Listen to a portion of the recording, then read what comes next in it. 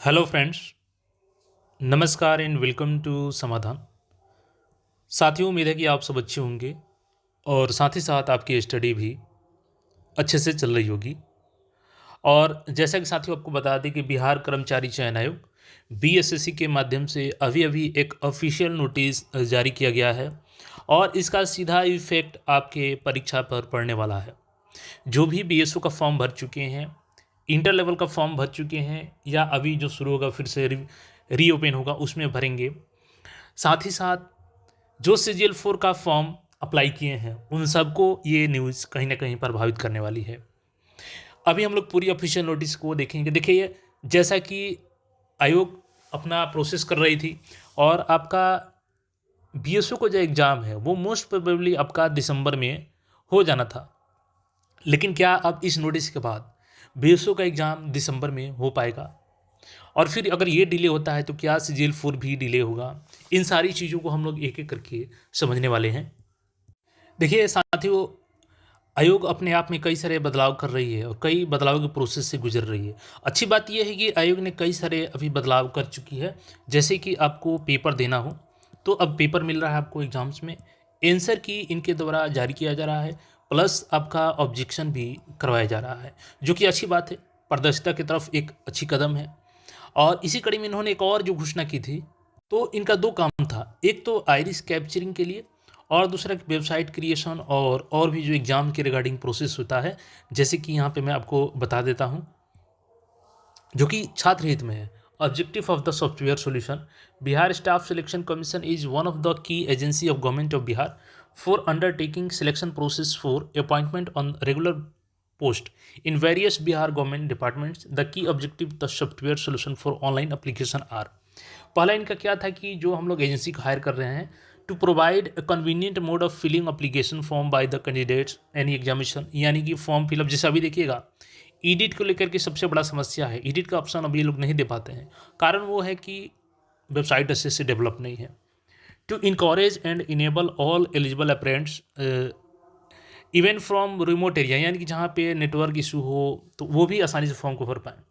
To avoid human interference, यानी कि website hack होना, ये सब सारी चीज़ों को मजबूती प्रदान करना था। फॉर ट्रांसपेरेंसी, तो सारी चीज़ों को वेबसाइट पर प्रदर्शित करना। इसी कड़ी में ये था कि uploading score card of candidates. देखिए, बीएसएससी का हमेशा से एक धब्बा लगता रहा है और उसको ये लोग दूर करने का प्रयास कर रही है आयोग, और इन्हीं सारी चीज़ों के लिए एजेंसी को हायर कर रही है और बिडिंग करवा रही है, जिसमें आपका lowering the time period taken in offline mode application, अगर ऑफलाइन एप्लीकेशन लेना है तो।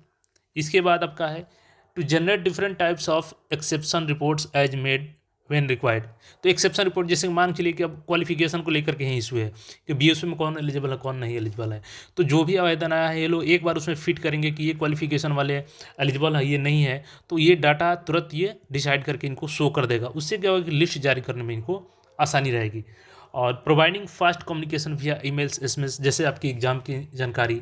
अभी देखिए कई लोग फॉर्म भरते हैं, बोलते हैं कि सर मेरे को एसएमएस नहीं आया, ईमेल नहीं आया, जबकि मेरा फॉर्म सबमिट हो गया है, तो वो लोग परेशान रहते हैं। कि देखिए इसमें आपके जो एग्जामिनेशन उसको फेयर करने के लिए यहाँ पे क्रिएशन ऑफ ऑनलाइन पोर्टल तो बनाया गया ही है और facility for submission online application है। इसके बाद प्रोवाइडिंग एडिट ऑप्शन, देखिए इसको लेकर के आप लोग परेशान है कि सर एडिट का ऑप्शन आएगा कि नहीं आएगा, तो ये अगर काम हो जाता है तो एडिट का ऑप्शन भी मिल जाएगा आपको, और रीसबमिशन का ऑप्शन यहाँ पे कैंडिडेट को मिल जाएगा, जिससे कि अपने फॉर्म में जो गलती है उसको ये सुधार सकते हैं। एप्लीकेशन फॉर्म जनरेशन, जैसे कि बहुत बार होता है कि आवेदन समाप्त हो गया तो उसको हटा दिया जाता है, आप उसके बाद दोबारा यहाँ पे जनरेट नहीं कर सकते हैं। प्यूरिफिकेशन अपडेटिंग ऑफ डाटाबेस, तो वही है जो अगर फॉर्म त्रुटि है तो उसको अपडेट करना। Uploading certificates by the candidates, centre allocation to the candidate optional. देखिए अभी क्या है, ये एक अच्छी चीज़ है कि अभी सेंटर आपका जहाँ तहाँ दिया जाता है, तो मे भी इस पर विचार किया जाता है, हालांकि ये पॉसिबल नहीं है लेकिन ये ऑप्शनल रखा गया है। तो एडमिट कार्ड जनरेशन, तो आपका एडमिट कार्ड जनरेट करने के लिए generation of attendance sheet, generation of roll sheet, view and download OMR. देखिए ये सबसे बड़ा बदलाव है जो आपका कि ओएमआर सीट आपका अब आयोग देगी, बिल्कुल देगी आपका ओएमआर। जैसे कि बीपीएससी ने आपने देखा होगा कि ओएमआर सीट आपका अपलोड कर दिया जाता है, तो इसमें भी एग्जाम के बाद जब आंसर की जारी किया जाएगा तो आपका ओएमआर सीट भी अपलोड कर दिया जाएगा। View and download score card, uploading answer की एंड इन्वाइटिव ऑब्जेक्शन, तो ये सारे प्रोसेस आपके शुरू हो चुके हैं।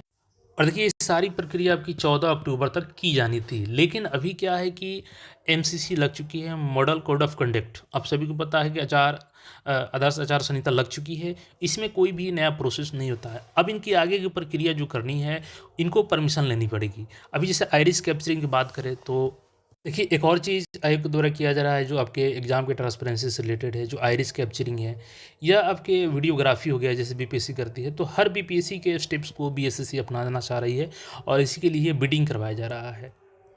देखिए, अब क्या है, चूंकि आपने देख लिया कि आयोग क्या क्या करने जा रही है, तो आपको पेपर देगी एग्जाम के बाद, आप पेपर घर लेके आ सकते हैं। आंसर की जारी होगा, आपको ऑब्जेक्शन करवाया जाएगा। जब फाइनल आंसर किया जाएगा तो आपका ओएमआर शीट वेबसाइट पर अपडेट कर दिया जाएगा, आप उसको डाउनलोड करके चेक कर सकते हैं कि अपने ओएमआर शीट जो रंगा था वो सही है कि नहीं है। इसके बाद आपका ऑब्जेक्शन जारी करवाया जाएगा, स्कोर कार्ड जारी किया जाएगा। तो इन सब के लिए वेबसाइट को अपडेट करना होगा।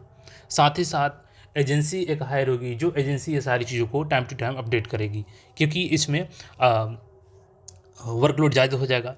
तो अब देखिएगा, कल देर रात्रि यहाँ पर नोटिस जारी किया गया 13 अक्टूबर 2025 को, बिहार कर्मचारी चयन आयोग आवश्यक सूचना। और ये कहीं ना कहीं इलेक्शन की वजह से ये प्रोसेस अब आपका धीमी हो जाएगी। देखिए, आयोग कार्यालय द्वारा software solution for creation and integration of recruitment website and iris capturing and facial recognition से संबंधित निविदा का प्रकाशन करते हुए दिनांक 14 अक्टूबर 2025 तक निविदा प्राप्त किए जाने की तिथि निर्धारित है।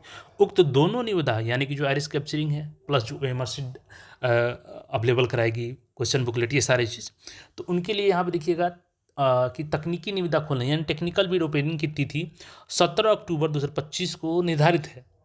अब यहाँ पे देखिए क्या है कि उल्लेखनीय है कि बिहार विधानसभा आम निर्वाचन 2025 के तहत प्रभावी आदर्श आचार संहिता MCC model code of conduct की अवधि में उक्त निविदाओं के संबंध में आयोग के ज्ञापांक दिनांक 8 अक्टूबर 2025 द्वारा निविदा के संबंध में अग्रता कार्रवाई हेतु मार्गदर्शन की मांग की गई है। यानी कि 8 तारीख को ही आयोग ने ये लेटर लिखा है कि हमें मतलब कि ये 17 तारीख को जो निविदा है ये करना चाहते हैं प्रोसेस इसका, तो इसकी हमें अनुमति दी जाए।